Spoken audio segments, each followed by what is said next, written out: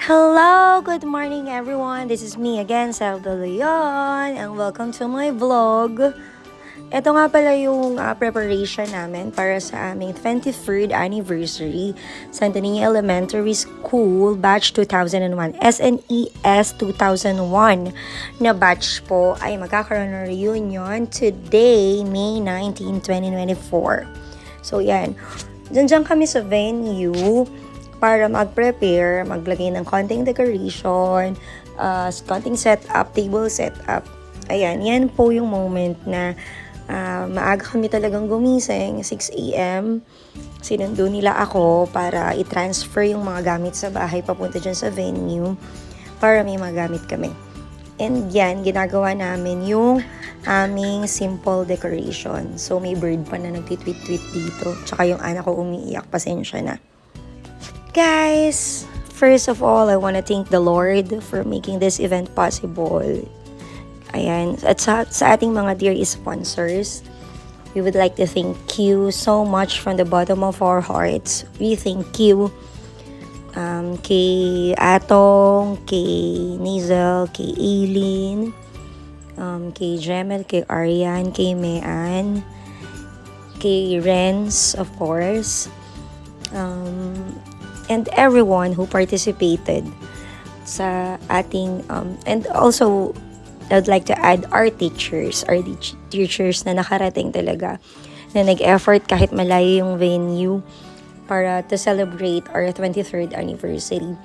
Ano ba yung reason bakit kami nagpursige ng mga organizers na ma-push talaga tong mini reunion natin? It's because, diba, after so many years, kailangan naman nating mag-reunite para naman magkakilala yung ating mga husbands, wives, at mga anak. Magkakilala sila.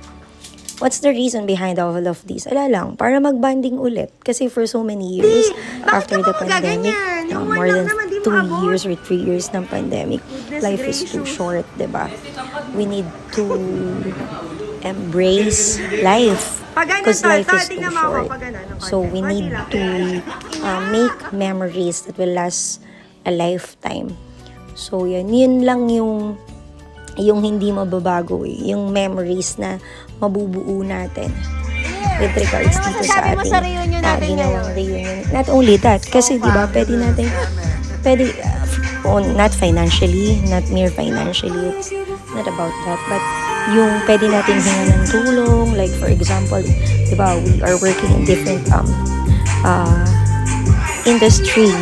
Meron dyan sa nagtatrabaho sa Meralco, meron dyan nagtatrabaho sa DepEd, may mga iba't ibang businesses. So, we can help each and everyone. Not financially, but to grow and impart our knowledge sa mga napili natin na fields. May mga classmates tayo na successful, may mga hindi din.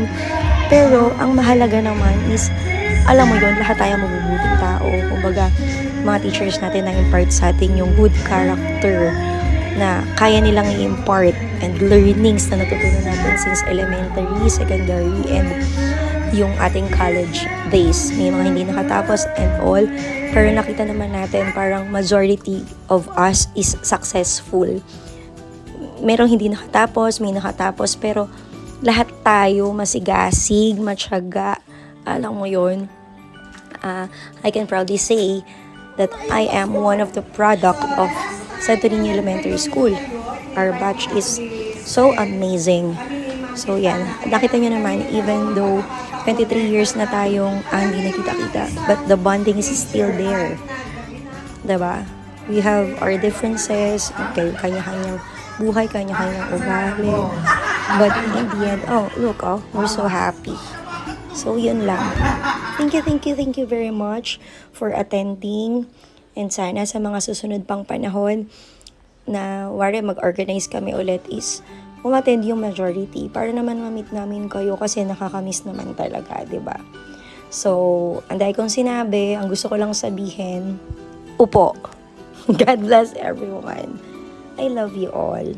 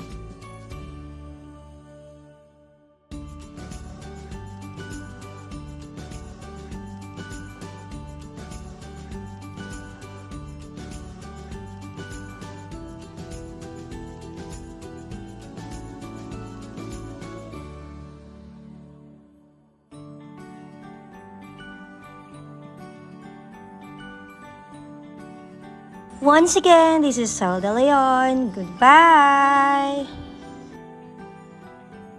Please don't forget to follow, like, and subscribe on my YouTube channel.